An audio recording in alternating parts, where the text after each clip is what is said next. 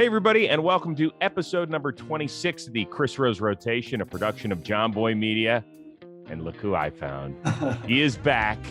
He is back. Phillies reliever, Archie Bradley. It is good to see you, my friend. How have you been? I've been good. Been grinding.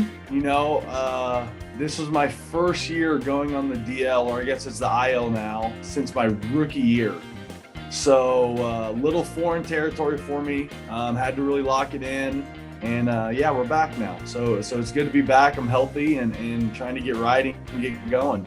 Yeah, no. Well, listen, a lot of people missed you, and what I guess I didn't tell them as much because I wanted to respect your privacy, was that you were having a hard time with the injury. You texted me early on that, hey, this is only the second time I've ever had to deal with an injury, and it's got to suck when you are joining a new team and you want to make a good impression, and out of the gate you're like, oh my God, really something blew out here. How tough was it for you emotionally to deal with that?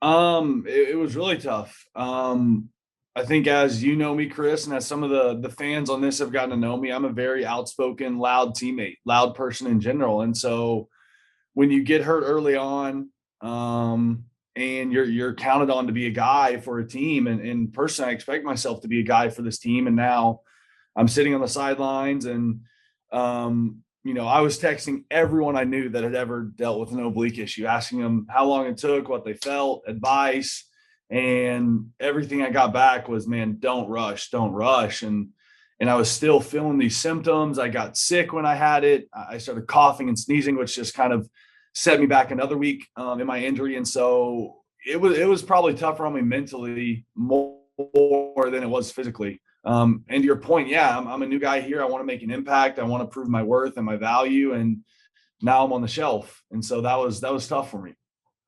And I imagine it was really tough because you were brought in to be part of the Band-Aid for a big time problem with the Phillies a year ago. And that was their bullpen.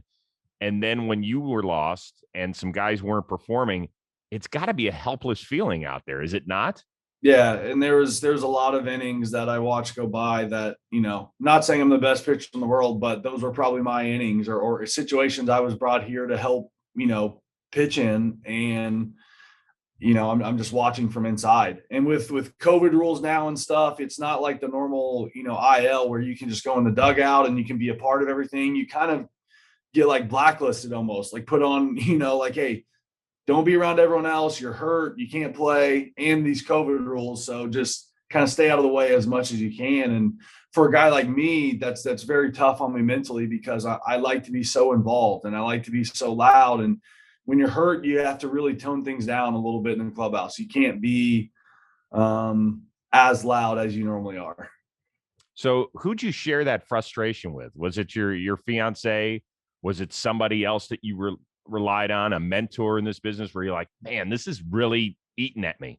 Yeah, I mean, definitely my fiance, Reagan, is huge in that. I try not to express a lot of those frustrations at the field because I try to, as much as I can, be the same guy and be the same energy and continue to put out the same vibes that I always do. But like I said, you do have to take a step back and look at, okay, I am hurt.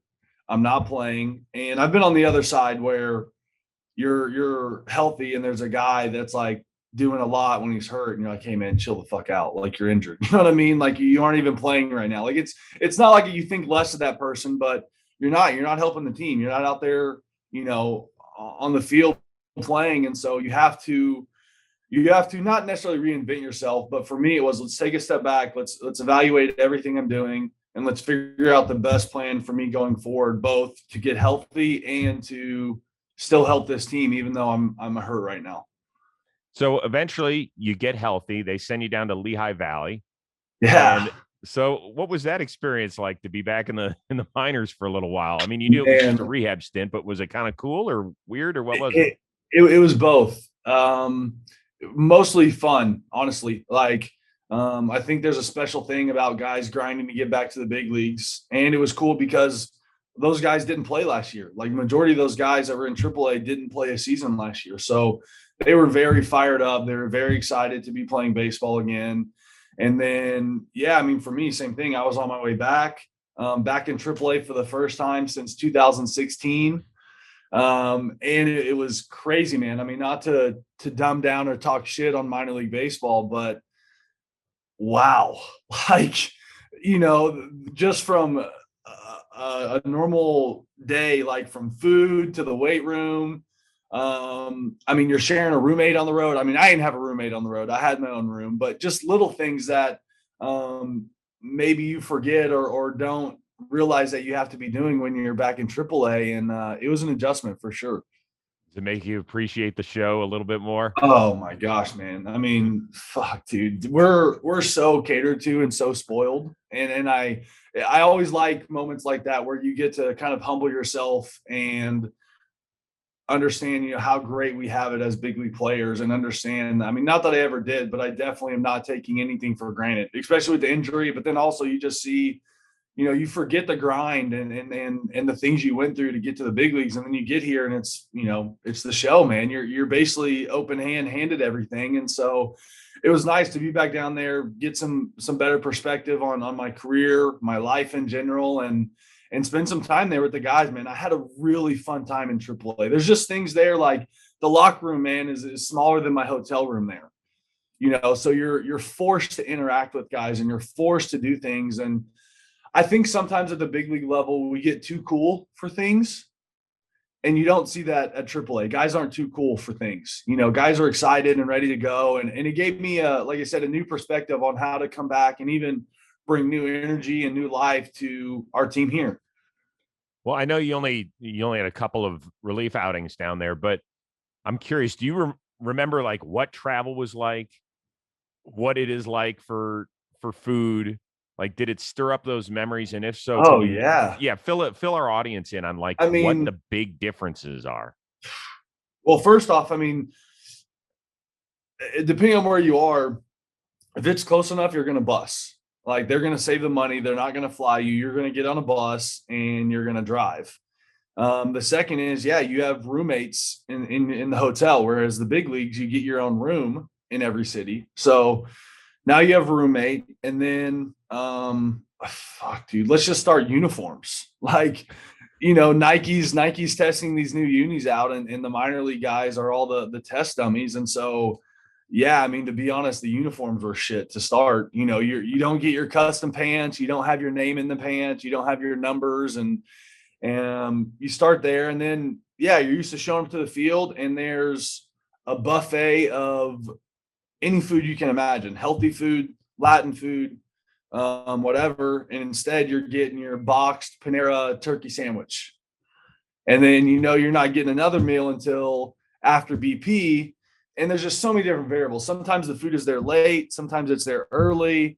And it's never fresh, I guess is the word to say. It's been sitting in a heater, or it's this just boxed meal. And it again, a lot of people think we're spoiled. We are spoiled as big leaguers, but in AAA, it's, hey, here's your one meal. Like, there's not another option. The chef isn't going to go make you something on the grill.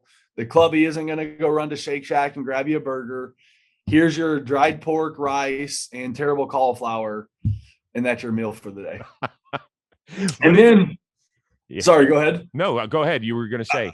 And then you go to the weight room. Like, you're used to, having your locker room, all this space, the big training room, big weight room. And then you find out, at least where I was at in Scranton, which, no disrespect to Scranton, beautiful stadium, beautiful place in the Pocono Mountains, but the food room and the weight room are the same room in Scranton for AAA players. What? Yeah.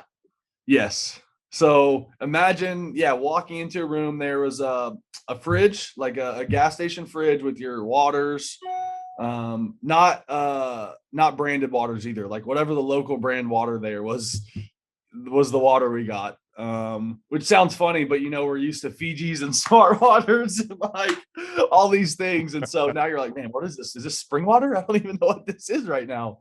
But the food room and the weight room are combined. So where the food, where you got your food, where the bananas, the snacks, like literally 5 feet over was the dumbbells, the benches, And when I say weight room, it was a makeshift weight room, like no rubber floors. We brought all our own equipment, all our own bands, and it truly is like the grind, man. Like that's what I appreciated most about it was like to get here, like one, you have to play well, but you have to go out of your way to really be a professional, to eat right, to work out right, and to make the most of the situation and what you're given, and understand that there's a reason guys get out of there, and you have to set yourself apart and be different than just the average guy down there. So I forget like the affiliations now because it changes all the time. What is Lehigh Valley for them? Is that AAA or is it AA or? Yeah, Lehigh Valley is AAA for the Phils. Okay, I don't so know it's if it's guys that always have been AAA, but I think that's what it is now. so it's guys that have been to the show or guys that are knocking on the door. Sometimes I know that's changed a lot. It's guys are going from AA right to the show. But were there guys there that were like, dude, Archie Bradley's here? Yeah, there's a few. And since I'm, that's another thing. I don't know the minor league system here. We're in Arizona.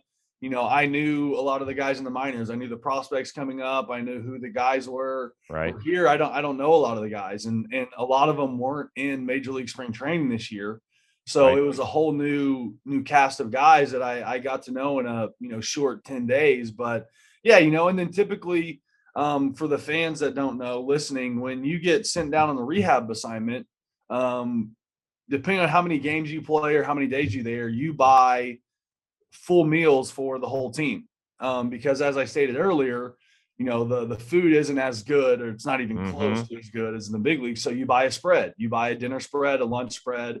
And yeah, I bought a few spreads for the guys down there, took care of them, some good food, which is a big morale booster, man. Like that's a big deal when Hell a big yes, leaguer it comes is. in.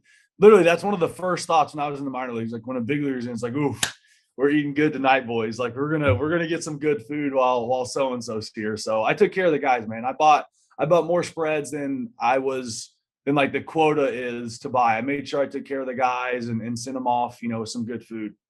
But that's what you got to do. I mean, it's passing it on, man. That's what it's about. So was there a guy when you were coming up through the Arizona system that guys that got sent down, you were like, dude, I can't believe he's here. Oh yeah, Cody Ross. I remember was my first big one. Good one. In Visalia. Yeah, Cody Ross came down, and I remember it was so cool because, well, one, Cody Ross. I mean, he's coming off the World Series stuff with the Giants, and then yeah, he's in Visalia, California. I think I was 21 yet. I honestly don't know, but I remember having a few beers with Cody in the clubhouse. I was like, oh my gosh, dude, I'm drinking a beer with Cody Ross right now, like World Series freaking, this guy is the man. And dude, the one thing I'll always remember about rehab assignments for most big leaguers is they stink. Like majority, I bet if you put the stats of every major league player on a rehab assignment, they're a below average player in rehab. And so I wanted to make sure I at least had one good outing. So I had one clean inning on rehab, and then I also did give up a run in one of my AAA starts. But I never see guys just dominate when they're coming back. Like sometimes you see a guy get called back to the big leagues from a rehab assignment, and you're like, dude, this guy didn't get a hit down here. Like this guy didn't even get outs. How is he? And then he goes back up and he's hitting homers the next day, and you're like, I don't understand this at all. Well, there was one guy who dominated on his rehab stint, and that was a guy you're a fan of, Jacob deGrom, who was sent down to, I think it was low A, and those poor Cardinal kids had to try and hit 102. I saw that video, and the guy is incredible. Like I try to watch as much of his stuff as I can. I actually, because we have Zach Wheeler, and Wheels and deGrom are boys. As I've told you before, I'm a fan of guys, and you never know how guys take that and how guys want to react. So deGrom comes out in the outfield to talk to Wheeler. So of course I'm like, oh, I'm gonna make myself a part of this conversation. Let me jog over here. And so I just casually asked deGrom one day, like, hey, dude, what are you doing? Like give me something, like for real. And like I was actually very impressed. He just kind of started talking, and we just kind of spent probably 30-40 minutes in the outfield going over, maybe not 30-40. It was mixed between baseball talk and life. Wheeler was, they were kind of catching up, but also, we kind of started talking some pitching.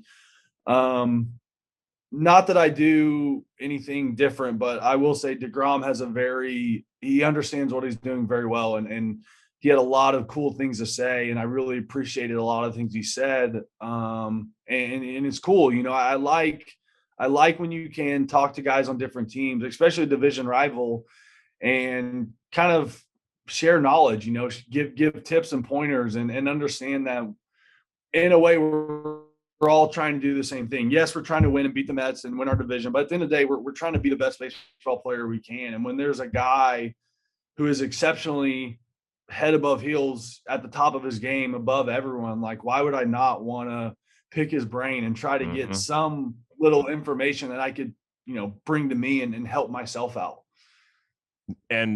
But could you imagine, by the way, being a 19-year-old kid that had to try and hit him on the rehab assignment? But you know what, though? That'd be cool. It's almost better to, sometimes striking out in one of those situations is almost cooler. Like, as weird as that sounds, like, yes, getting a hit would be great, but dude, even as those, like, dude, like, you're calling your dad, dude, Jacob deGrom struck me out tonight. Like, that's so cool. Like, and yeah, the guy's throwing 100, 102. Like, look at his fastball velocity average over the last 4 or 5 seasons, and it's going up every single year. It's incredible. Incredible. He's ridiculous. Archie, you think he's a Hall of Famer? Yeah. I say yes. As I was stating earlier, I think that we have to understand that the Hall of Fame statistics have changed. When you take a look at what used to qualify a starter or a player for the Hall of Fame, you have to, I don't know if saying scale back those numbers is the right word, but you have to reevaluate and understand in this game, in this era, what those numbers look like to be a Hall of Famer. And I would say with what he's doing, I don't want to short him. I think he's won 2 Cy Youngs, maybe 3. I know it's back to back, I'm pretty sure. But yeah, I would say if he continues his pace for the next 3-4 years, like, you have to put him in that category. He is doing stuff personally that I've never seen. Like, his first start against us, I think he went through the whole lineup. Like, he didn't throw anything but a fastball until the 4th inning, which is like, you don't see that in the big leagues. Like, that stuff you see in AAA or in the minors when a guy's working on something, but you don't see a big league player just straight up say, hey, here's fastballs. And it's funny, when I got to talk to him in the outfield, like I was saying earlier, I asked him about that. I was like, yo, the other day you threw against us and you just threw all fastballs. He's like, yeah, mechanically, I didn't feel right with my slider and stuff. And I was like, so you're just throwing 100-mile-an-hour heaters because you didn't feel good mechanically to throw anything else? Like, man, like, dude, let me touch you. Let me rub up against you. Like, give me some of that, because if I didn't feel that good and I could just throw 100 by everyone, like, but yeah, I think if Jacob continues along the pace he is, which from the looks of it, outside little stuff, he's not going to stop. Like, yeah, he's going to definitely be a Hall of Fame guy. I can only imagine. Like, do you guys talk about a dude like that? Or I don't know if you're in the bullpen already at that point, or if you what do you do? Do you spend the first few innings in there, or you I go down there. I like to be down there with the guys. Okay. We play a lot of games. We get a lot of things going. So yeah, I'm in the pen from the get-go. All right. So when you're out there and a guy like deGrom is on the mound, are you guys talking to each other about what he's doing because he is so special? Oh yeah. And you can't help it. We try to act like, oh, we're gonna get him today, but it's like, everyone knows deGrom's on the mound, and like the way he throws, the way he attacks, the numbers he has. So, going into it, it's like, hey, we really gotta be on our game today. But then he starts pitching, man, and it's just, you can't help but be a fan. You can't help but appreciate and enjoy watching what he's doing, because I don't know, like, I've played against Clayton Kershaw for a long time, and he's kind of, before deGrom, like, man, this guy is just incredible, but no one's doing it at Jacob's pace, like throwing 100, 101. And like I said earlier, his velo is getting better every year, and he's getting older. Like, typically like myself, shit, like you start to see a decline, and it's like, dude, this guy is throwing harder as he get into his 30s, and it's like, what is like, this is so much fun to watch. And yeah, I mean, we talk about it, we discuss his mechanics, we discuss his routine, his program, we watch the way he plays catch before he starts. I mean, I think everyone kind of is watching him to see, like, what is he doing? How is he getting the results that he's getting, man? I keep saying the word incredible, but it's incredible to watch. We will be right back to the Chris Rose rotation after this message from Cushy Dreams. You guys probably know Cushy. If you know Cushy Dreams, you're excited to hear about this. If you don't know Cushy Dreams, tune in. Cushy Dreams, we're in lockstep together. JOMBOY Media and Cushy Dreams. It is smokable CBD. Looks like weed. Smells like weed. It's not. It's 100% legal CBD. They've got some relax. They've got the hustle. Yeah, you probably don't relate CBD with hustle. It's got that side to it. It also has the relaxing side. It's got the think. If you really want to explore yourself, they've got all of it. It's great for anxiety. It's great for stress. You got a bum knee? Try out some CBD. You're going to like it. We have gotten a lot of feedback from people that this was how they jumped in the CBD game, and they're hooked. They love it. Cushy Dreams, they are the best. And if you get them with promo code ROSE, 20% off your next order. So it's not a first order. It's not a last order. If you're getting Cushy Dreams, promo code ROSE for 20% off. They've got the individual single serving pre-rolled. Go check those out. There's video of us smoking those if you're into that kind of thing. Or, I mean, they just serve them. I got one right here. I think me and BBD might be about to get our Cushy Dreams on right after this. Promo code ROSE, 20% off with Cushy Dreams. Go to their website, cushydreams.com. Promo code ROSE, 20% off. Try it out. You're going to like it. Get it for a loved one. Someone that's got a bum ankle or something. Feel good. Hey, everybody. I know Father's Day is right around the corner, and you're probably thinking, my dad has everything. What does he need? He needs something from Dugout Mug. So go out and get it right now. You got the Dugout Mug. You can get it engraved with whatever you want. My kids, they already got a freebie here because it already says Chris Rose here. You got the wind up as well. You got the season opener for Pop's favorite drink. And then you got the knob shots as well. Look at how cute that is. And oh, how much fun it is. So you go to dugoutmugs.com, use the keyword rotation. That is rotation. And you'll get 35% off your order if you're one of the first 500 people. But if you're some of the next 500, don't worry. You'll get 30% off. The next 500 after that, get 25% off, and so on and so on. I am here to save you money and get your father a great, great gift as well. So once again, that is dugoutmugs.com. Use the keyword rotation to save some cash, and then Pops will be drinking his favorite beverage. That's good. So you said you guys play games in the bullpen. What's the best game? If I were invited down, what's the best game I could be a part of? So we try to do a lot of trivia. David Hale, Harvard, Ivy League guy. He started, he'll bring questions down to the bullpen. Ranging from, like, we did the other day, most homers hit by a Latin-born player. 1 through 10, and we'll go through and name them off. We did top grossing movies the other day. Top grossing movies of all time. We did highest, of all time. And then the next day we came back and he had a list. We did top grossing movies, like through the alphabet, starting with A all the way to Z. Oh, well, so I'm going to ask you, what was? I don't even know what the top grossing movie. Would that be Titanic? I think Avengers Endgame is on the top right now, if I remember my trivia correctly. Titanic was on there, but it's been changed. I think it's been beaten 13 times, 11 times, or something like that. What it is. But yeah, it's fun because typically in the pen, For the fans that don't know or don't understand listening, you have your roles in the bullpen, and usually the first 3 to 4 innings, you kind of have range to kind of be loose and free.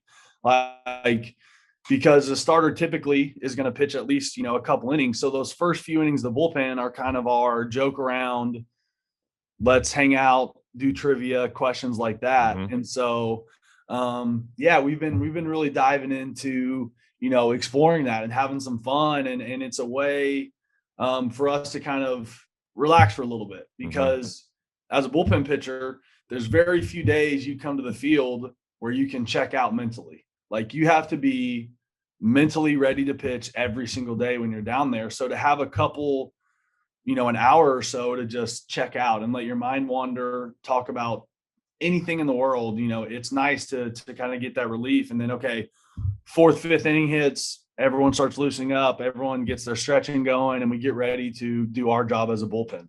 All right. So who was the best keep them loose guy that you've ever had in the bullpen back in your Arizona days? Is there a veteran that just knew how to hit the right notes? Yeah, Fernando Rodney. Oh, yes. I don't know if there's a more loose guy. I mean, I think I've talked about Rodney a few times on here. But Fernando, man, he's the best I've seen at being the most consistent guy. Whether he gets a save, whether he blows a save, he's as loose and free and just the same consistent guy every single day. Fun. Oh, fun is an understatement. He speaks decent English, and I think that's what makes it even more fun, is sometimes you can't understand them. And Rodney is, I mean, again, an older guy and I mean, big dude. He is jacked and had a hell of a career. I mean, he got his 300 save with us in Arizona. But he hated flying. And, he was veteran closer. So he sat at the very back of the plane, but he would make noises when the plane was taking off. Like, as we were going down the runway and going up, he would start going, and everyone would look back and be like, what is going on? And it became this thing where the whole team would start doing it. So the plane would start taking off, and the whole back of the plane, we would bump his walkout song, and everyone would start like banging their seat to the walkout song. And then we would start making noises like Fernando did.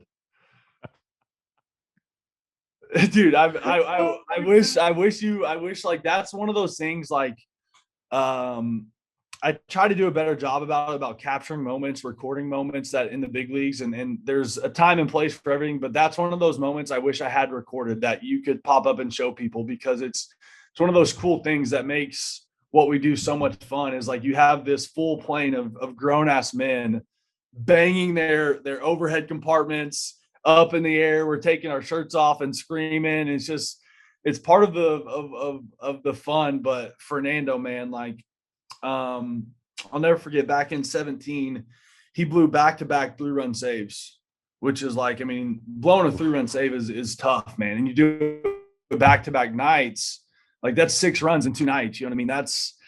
That's tough. And slew of media is around him, and they're interviewing him, and they asked him, Fernando, you've blown back-to-back 3-run saves. What do you think's going on? He started laughing, and he's like, guys, sometimes it's really hard to get 3 outs, And I was like, gosh, man, that's such a simple answer, but it's so true. Like, it's so true. It is so hard sometimes to just get 3 outs. And he came down to the pen that day, and he got a save that night, and it was like nothing ever happened. He made the same noises. He was the same guy, the same routine. And I remember that, and I was like, man, I hope that when I struggle, or if I'm not playing well, I hope I can be as consistent as Fernando was. Wow. Good stuff there, dude. Yeah.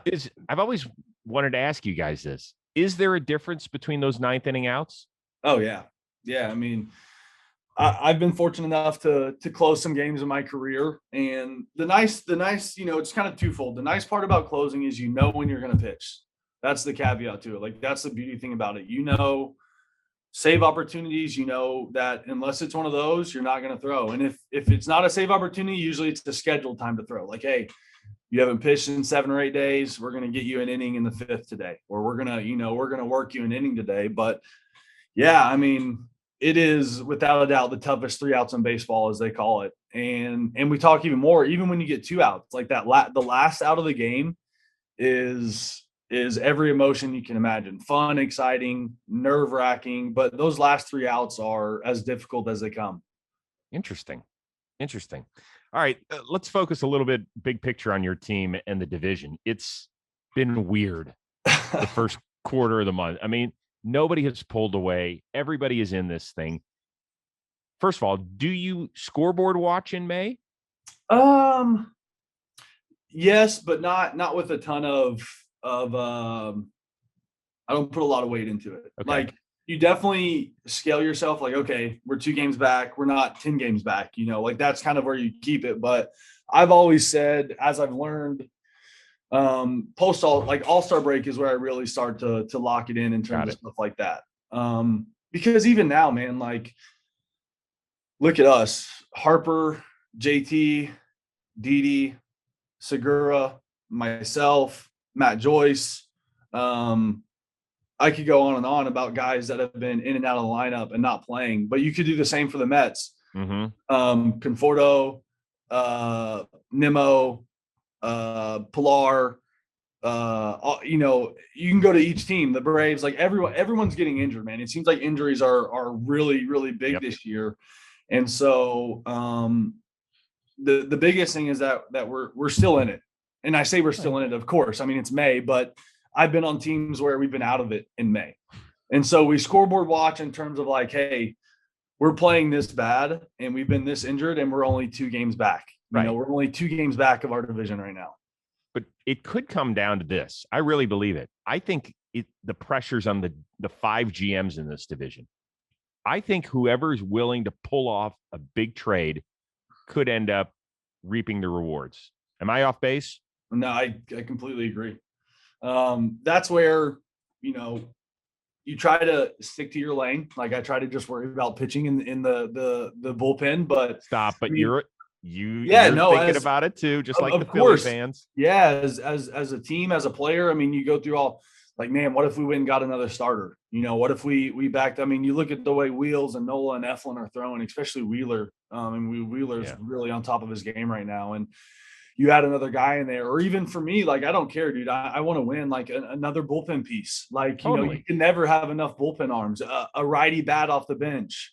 There's, depending on who you are, there's so many things you need. And so I think as we start to progress and as some of our injuries start to unfold and we figure out how long some of these guys are going to continue to be out, that's when you really start to realize, like, okay, we're going to do something or we're not. Well, but I agree. I mean, one player, for every team, but especially for us, one guy could really make a big difference. And even that guy could just be someone getting healthy. But, you look at how many games have we played? Close to 60? Are we at the 60 game mark yet? No, you guys aren't there yet. Everybody's right around 50. We've played a majority of our games without our true starting lineup.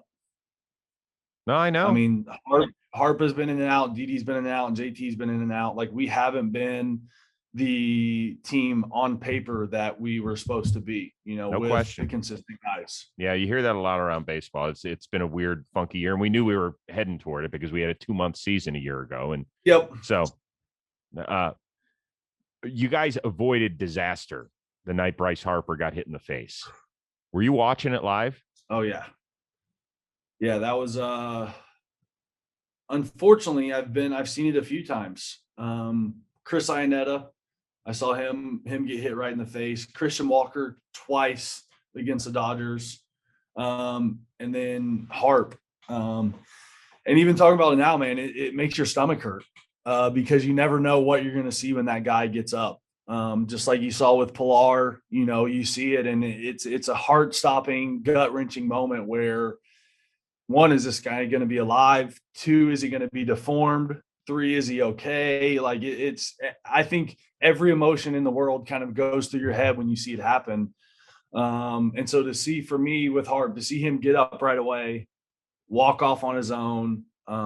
He texted me back right away too, which was nice. That's always feels good. And he has so much going on, but yeah, man, scary. And then I think even even worse than the injury itself is mentally what you have to deal with when you go through something like that. Like, I personally went through it, getting hit in the face. And like I said, talking to Chris Iannetta, Christian Walker, and now even Harp, like, mentally, dude, it's a very tough thing to conquer and get over and be the same guy after getting hit like that. What about being the pitcher in that situation? Have you ever hit anybody in the face? No, I've hit a few guys in the head. I've hit a few guys in the hand where, you've broken their hand and you put them out for a couple weeks. And same thing. Yeah. Like, I'm really glad you brought that up. Like, from Hart to Pilar. I mean, what class, like how good of guys are these guys to text the other pitcher, to talk about it in an interview and almost make them feel better, like, hey, you guys, like, I'm worried about you more than I'm worried about, like, Pilar. I remember specifically, he's stitched up, his face is swollen, and he's talking to, I think it's Jacob Webb was his name, like, hey man, don't worry about this. Like, continue to pitch. Don't let this affect your career. And for me, I mean, I always had a ton of respect for Pilar and Harper, but like, those guys just go up in my book. Like, you can tell those guys were raised the right way. They are true baseball players to the core. But yeah, I mean, as the pitcher who does that, yeah, you get shy too. You get scared. You don't want to go in. You don't want to throw a pitch where you could hit a guy in the face again or hit a guy in the hand. And you realize from both sides that, man, I could have killed that guy possibly. You know what I mean? Like, I mean, that's a weird thing to think about, but if you feel a baseball and you talk about hitting someone in the face or head, like in the right position, you could hurt someone permanently. And that's a scary thought. Like, as much as we're tough and we want to fight and compete, like, the last thing you want to do is hurt someone like that. And so that is also a huge mental hurdle from the other side to get back to that competitive of like, hey, this is part of it. You're going to hit guys and you got to deal with it. Because, I mean, the first rule of pitching, certainly at the level you're at, is if you can't pitch inside, you're not going to be here. And no. Yeah, you have to wrestle with that once you live in there. I appreciate the perspective, and I'm sure our viewers and our listeners do as well. You are joining us from Miami, and Marlins manager Don Mattingly was asked about the fact that we've had, to this point, 6 no-hitters already in the first 7 weeks of the season. And he was asked his opinion about it: good, bad, indifferent. I want you to give a listen and then react. It's great for that guy. It's a great accomplishment, right? Mm-hmm. But when there's so many so early, strikeouts are at an all-time high, things like that. So it tells you that there are some issues within the game that need to be addressed, and they're going to take a while. Sometimes it's unwatchable. You see guys you talk to, and they don't even like watching games because there's nothing that goes on in them. Yeah, I mean, same thing. We talk as players. Again, I don't want to take anything away from these guys throwing the no-hitters, because it is to not give up a hit for 9 innings is an incredible feat. I mean, you can't even do it in a high school game sometimes, and you're the best pitcher in the world. I saw Cody Ross, I think we just talked about him earlier. He posted something after one of them, was like, I remember when throwing a no-hitter was a big deal. And I remember when it was super embarrassing as a team. And like, I don't know if teams take it as that embarrassment anymore. Like, look at the 3 teams that have been no-hit. We have 3 teams that have been no-hit twice. Like, and I don't think a team's ever been no-hit 3 times in a season. Yeah. And we have 3 teams that possibly could all 3 get no-hit again. And this is where, I'm going to say this because I don't give a shit, but like, look at it. The teams that aren't trying, like the teams that aren't paying and aren't competing, are the teams getting no hit. And then I talk about this a lot, take the shift out of fucking baseball.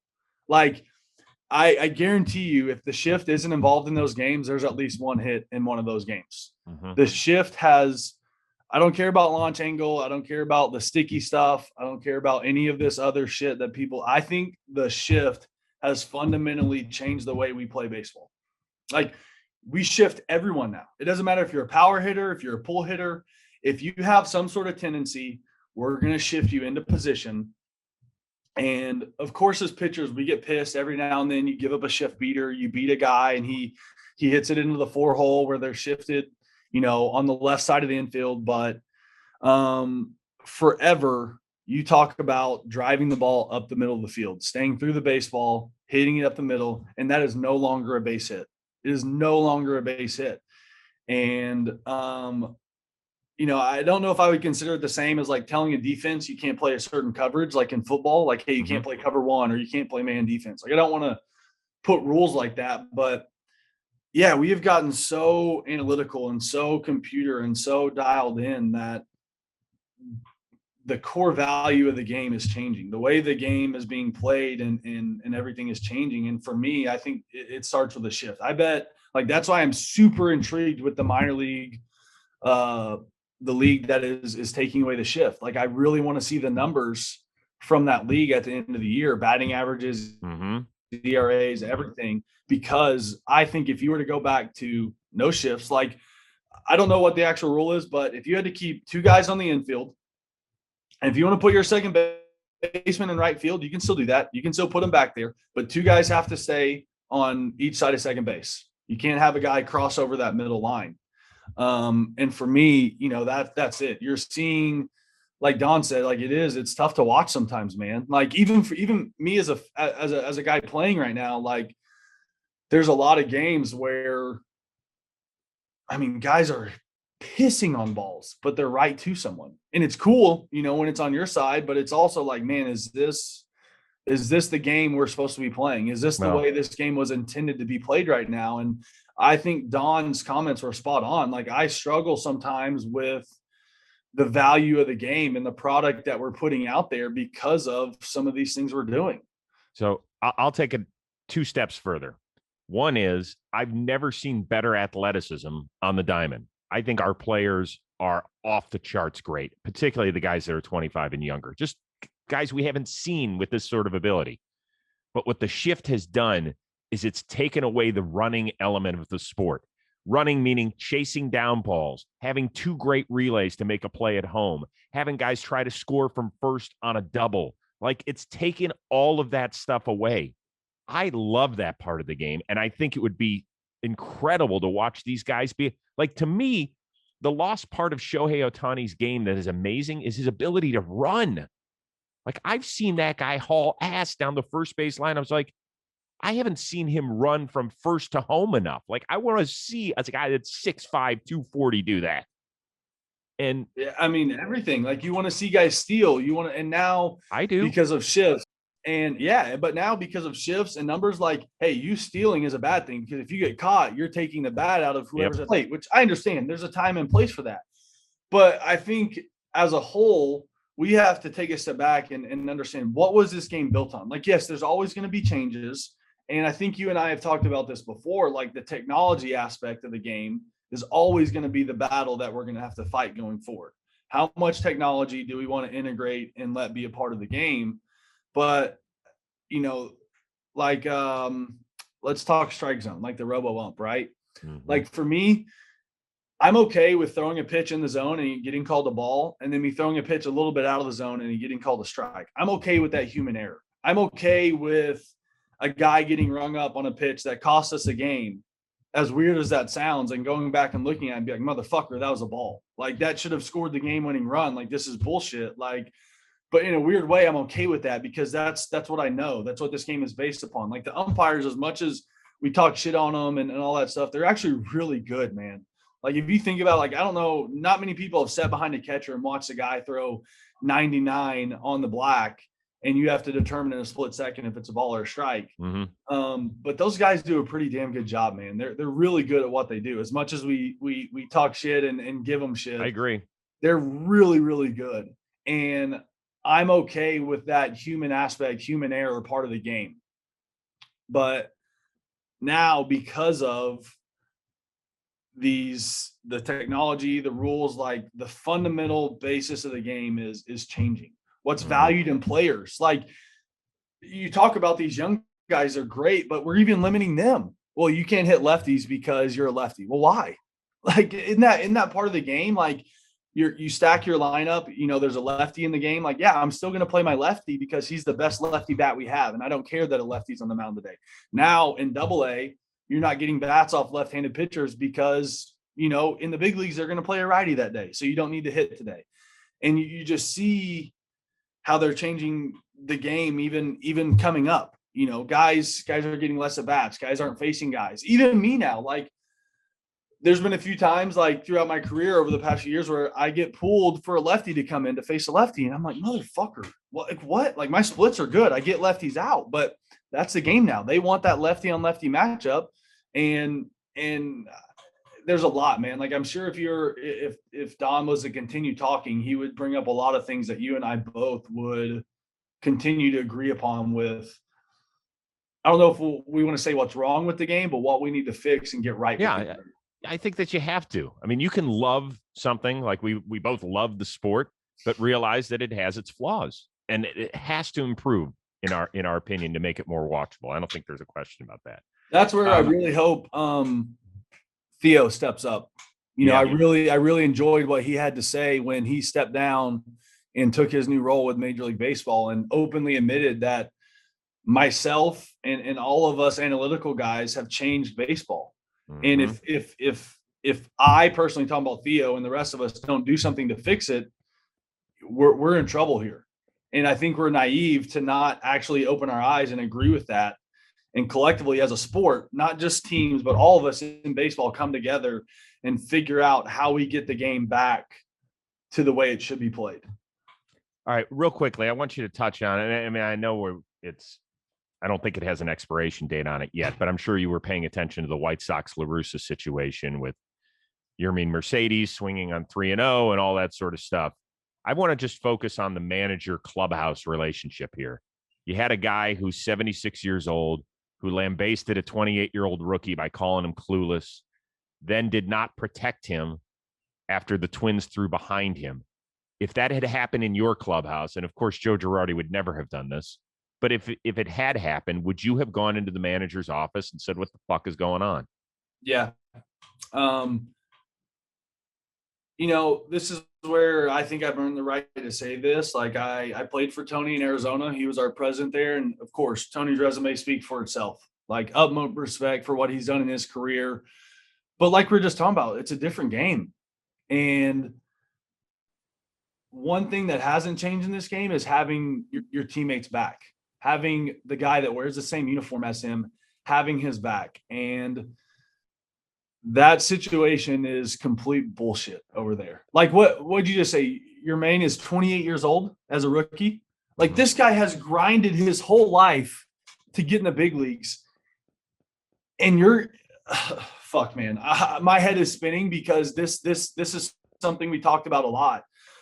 First off, let's start with you're pitching a position player. Okay. So at that point, the Twins have given up. They have conceded the game. They have said, hey, we no longer think we can win.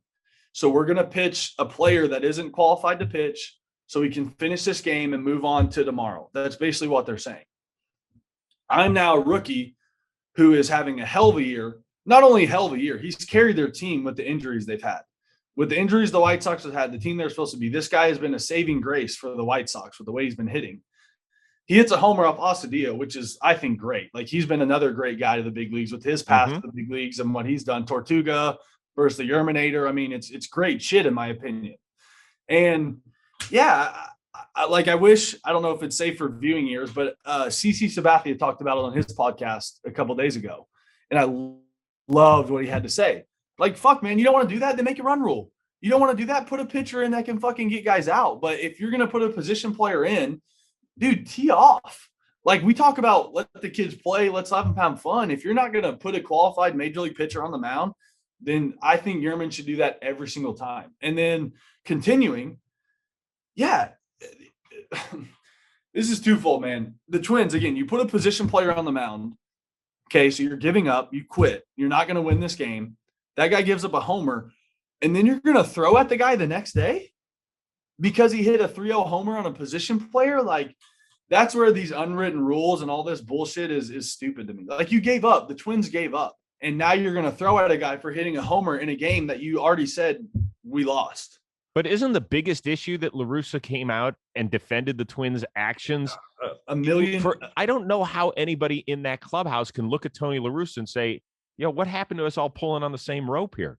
Well, and we'll get there, but let's rewind. It goes even further than that. Like, let's go to him not knowing the rules in that extra inning game and putting Liam Hendricks, your $58 million closer, to run the fucking bases in an extra inning game because he didn't know the rules and didn't know he could put Abreu back on second base, and they lost that game.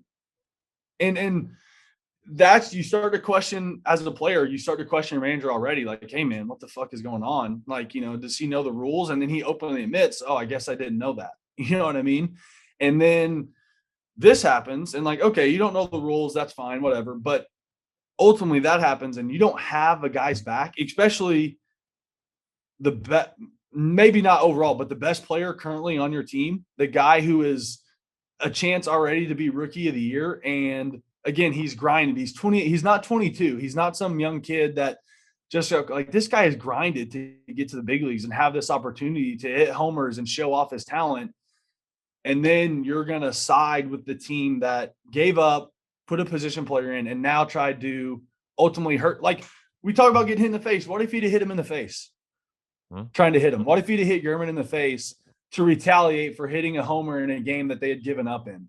And then, like you said, ultimately the manager doesn't have his back. And then the comment for me that really pissed me off about it was Lance Lynn stepping up, talking, and then the thing, well, Lance, that's why you have a locker and I have an office.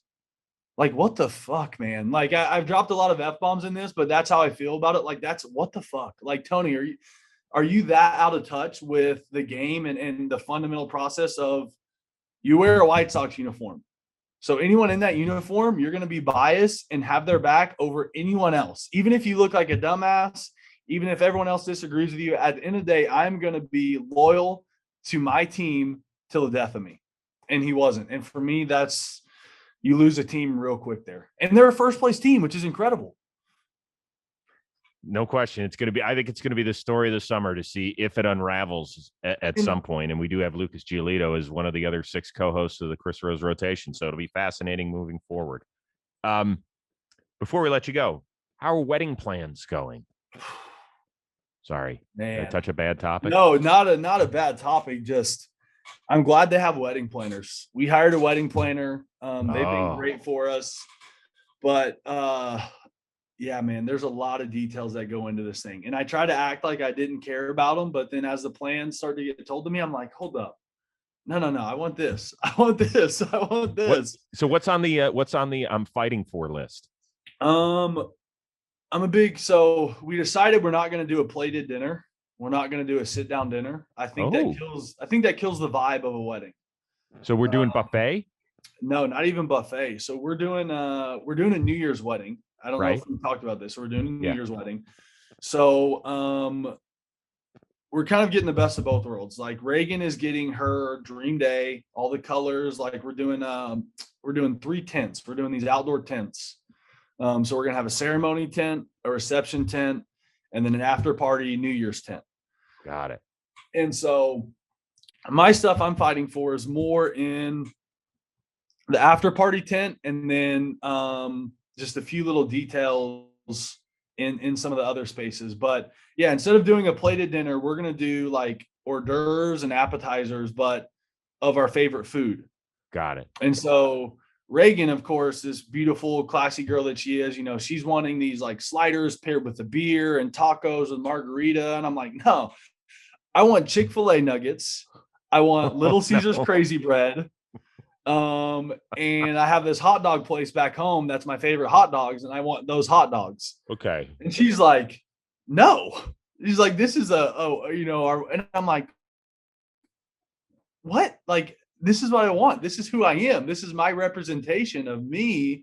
And these are things that I want. And so, just little things like that. Well, that it sounds like a little thing, Arch. Where do we sit right now? Because it doesn't sound like we can get the two sides together on this. Are we going to have to bring in an intermediary? No, what we've decided, and I understand, it's going to work out great, is basically our wedding is in thirds. So Reagan's getting basically say in 2/3, and I'm getting a say in the third. So she's getting to handle the ceremony and reception. And then I'm kind of handling the after party New Year's stuff, which is great because at the end of the day, I mean this respectfully, as much as I care about stuff, the day is about Reagan. Like, it's about us and us getting married, but I want that day to be like perfect for her. I want every picture, every scenario. Like, I want her to look back at it and be like, yes, when I got married, like, this was my dream and it came true. So if she wants white flowers, if she wants hors d'oeuvres, let's do that, because I want this to be so much about her and her parents. And I want them to get everything they ever pictured for their daughter, and for Reagan to have that as a bride and a wife for that day. So I'm making a fuss about some stuff, but at the end of the day, I'm just like, babe, like, this is your day. So I want you sliders. It is. Yeah. Whatever it is, you want to sit down and eat, let's do it. Hey, just make sure there's enough food. I've been to weddings where let's just make sure that we back up the trucks on this one. So what do you think about signature cocktails? I want to do signature cocktails, like what my favorite 2 drinks are and what Reagan's 2 favorite drinks are. I've seen that a lot at milestone birthdays, like a 40th or a 50th. I think it's cute. I'm on board. Okay. Yeah. Well, so what's the early leader in the clubhouse on that one for Archie? Ooh, I need to get the official ingredients, but I'll openly admit it. I'm a big fruity alcohol guy. Oh my God. Do we get umbrellas in the drinks too, Arch? Flowers, you got to garnish them with flowers. All my drinks always get served in martini glasses. Like, I'm always super embarrassed because they bring me this martini glass. I'm like, damn it. Next time, just bring me it in a whiskey glass so I don't look as bad.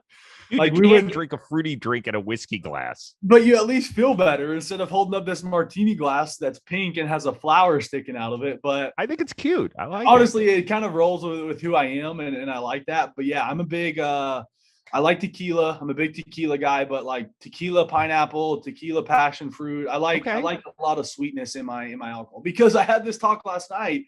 Maybe I'm immature in my taste buds, but a lot of that shit doesn't taste good. Like, I try these drinks from teammates and I try these whiskeys and stuff, and I'm like, yeah, like, this I know you got to be hardcore for that stuff. If I'm gonna drink, I want it to taste good, and so I like the fruity sweet stuff, man. Okay, no, hey, listen, we're not here to judge. This is a judge-free zone, man. I'm happy that you got it. Now, there's people listening or watching this right now and going, I never pegged Archie as a fruity umbrella fruit drink guy, but it's good. Yeah, that's who I am. We're breaking stereotypes. Give me some whiskey on the rocks. Like, no, that's not me, man. All right, before we spin the wheel of moderately interesting things and send you on your way, do you notice anything different, Arch? About you? I mean, you got the beard coming in. Yeah, I mean, yes. Like, I grew this specifically so that Archie Bradley could feel comfortable. The question is, how long is it going to keep going? Well, that's a good question. So what does Mama think about it? I had never had a beard before quarantine last year, because I'd always been on TV and I always shaved, right? And so Michelle, we've been married almost 24 years. She's like, why don't you try and grow out a beard? I was like, okay. I gave it a shot. I dropped like 25 pounds. She was like, this is great. Quarantine has been unbelievable. It's like I've got a new boyfriend. This is unreal. So she requested after the NFL draft that I grow it. And so here it is. I don't know. As a beard connoisseur, what do we think? It's great. I mean, yeah, the best advice I always have is you don't shave. Like, people always ask, how do you grow your beard? Like, what's the best advice? And the advice is don't shave. You have to give your beard time to fully bloom and grow and mature and set itself like into your face. And let me see your neck. You growing it underneath? Just here. So that's another thing. I always encourage people to not shave the neck part. Let the neck, that's where the depth really comes into the beard.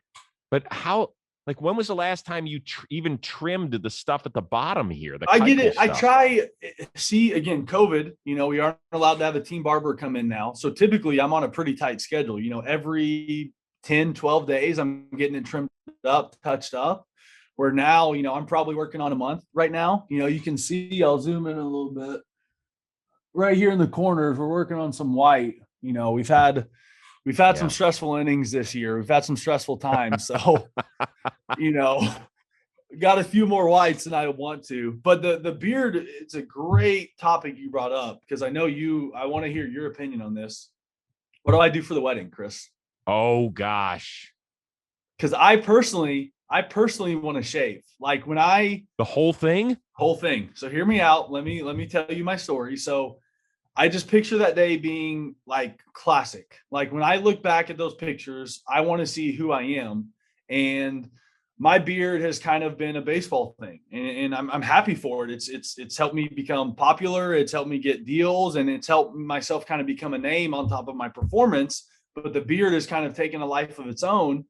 But I think a wedding is classic, and I want a clean cut, smooth little baby face. But I tell Reagan that she wants the beard. What? Reagan, I see her behind me there. She just hopped out of the shower. Don't worry, everybody's. Reagan, just give me a thumbs up or thumbs down. Do you want him to keep? How are you, by the way? I'm great. How are you? We're just talking wedding plans, and he asked the question: should I keep the beard for the wedding? Oh man, I go back and forth on this a lot. Actually, a lot of the wives were asking me about this yesterday, and I have not known him without the beard. So for me, it's hard to imagine him without it. Like he hasn't seen his face in like 5 years. But so, I mean, I've done my share of creeping back in time and I've seen some pictures and stuff, but it's hard for me to, I mean, he's so handsome. He has a cute little baby face too, but I can't be, I mean, either way, I think he's going to look great, but I just think he looks extremely attractive when he has his tight shaved beard, haircut, fresh fade, and a suit on. I think I was going to suggest let's cut the difference. Let's get rid of the big Duck Dynasty stuff at the bottom. Maybe like tighten it up. Tighten it up. Go tight here, and I think it's going to be an A+. Like they'll all be looking at Reagan. We know that, but at least people will be like, Archie. Classic. You look good. Well, I'm afraid if I shaved for the wedding, I would show up and no one would know who I was. That's true too. Who is this guy that's up here? Like, where's Archie? You know? That is true too. My friends and family also haven't known him without the beard, so it'd be like, who is this stranger at the end of the aisle? It could be a little too alarming. I think if you just tighten it up, go short.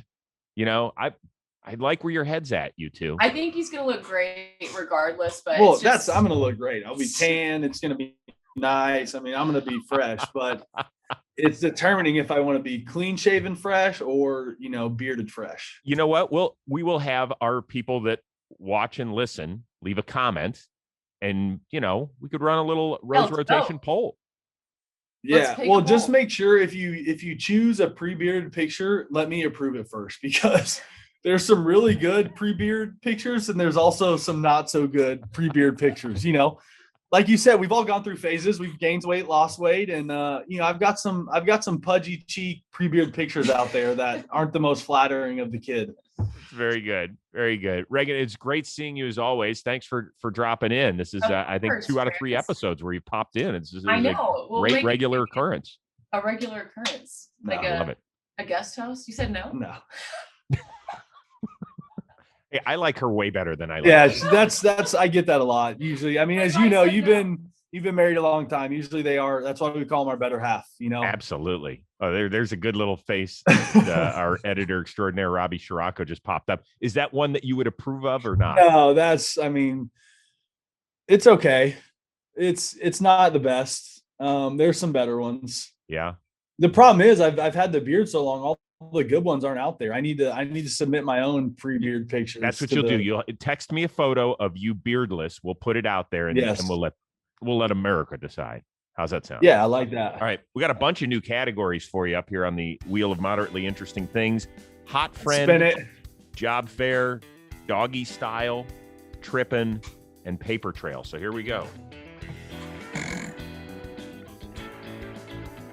Another good spin.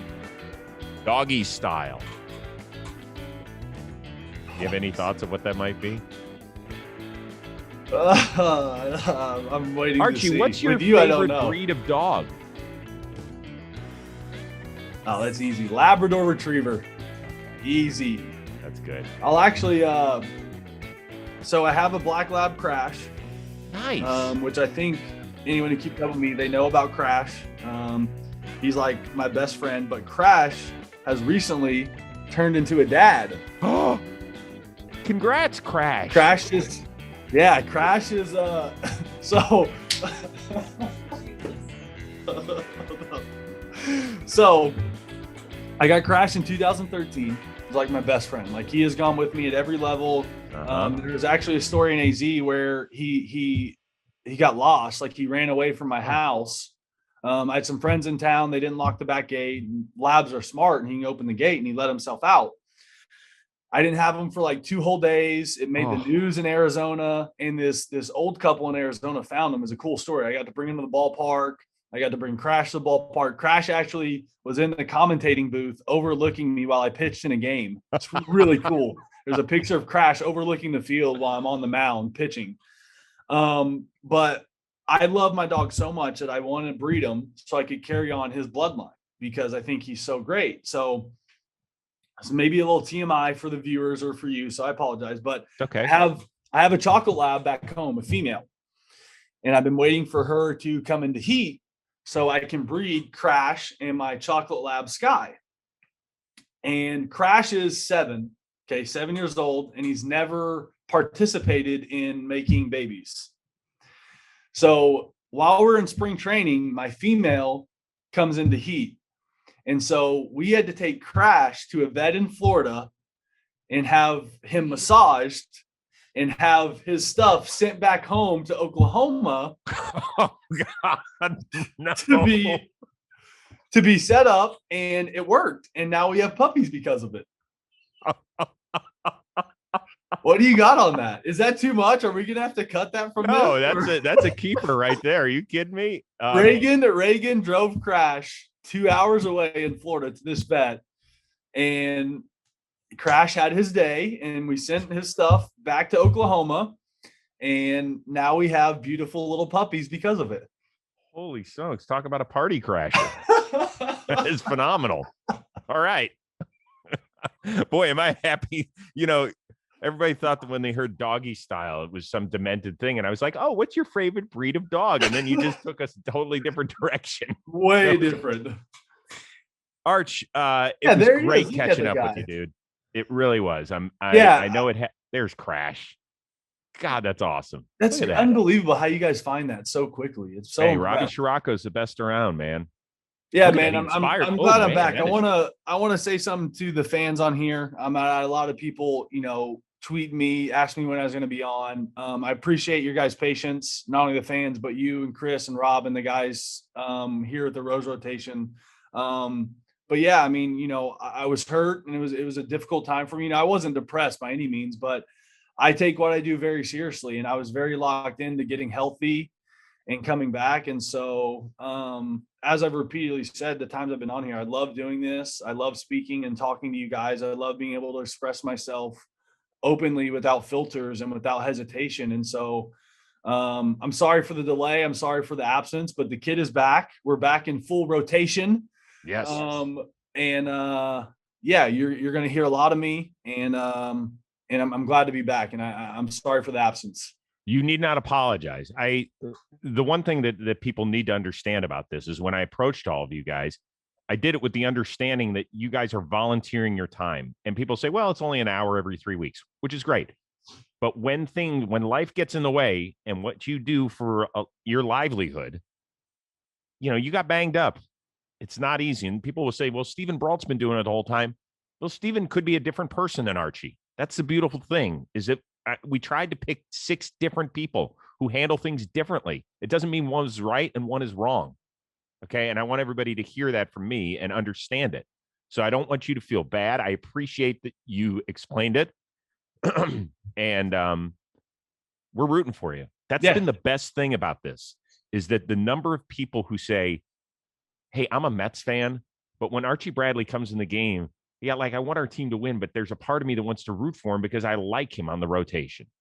And that means that we've done well. I'm the same way. I have truly become a fan. We're playing the Marlins right now. And I think Miguel Rojas has been unbelievable, man. Listening to him talk. I mean, I already was a fan of his game and liked him as a person before, but we talked about it when we started this, but that's what you're getting to see more than just the baseball player on this. You're getting to see truly who guys are. And even for me as a guy who's competing, like you build up this perception of guys on the field where sometimes you're like, again, excuse my language, Mom, you're like, man, fuck that guy. Like that guy's like, I can't stand that guy. And then you hear him talk on something like this, and you're like, damn, that guy is actually really cool. Mm-hmm. And not that Miguel was a guy who I didn't like before, but I've definitely become a huge Miguel Rojas fan. And same thing, I love what Stephen Brault's been doing. I love listening to Giolito. Glasnow has been one of my favorites. Like, I just think what you have done with this and allowing us to speak and talk is so great for ultimately what we're talking about, like the content people need and discussing things that players need to have a voice on that isn't controlled by the network. You know, like that's ultimately like we're getting away from the powerhouse that's controlling us and getting outside that and letting us control our media and our voice. And I appreciate you, and I appreciate what you guys are doing. Well, it's our pleasure. It's always a blast. Reagan, good seeing you as always. See you next time. Later, Bye, dude. Reagan. Archie, stay Till next healthy. time. Keep dialing it in. I know you're working hard, and I'll see you in a few weeks. All right, my friend? All right, sounds good. Chris, everyone, again, glad to be back. Love you guys. Appreciate it. And shout out to Robbie Scirocco, the best editor in the business. We will see you next The time best. on the Chris Rose Rotation, a production of JOMBOY Media.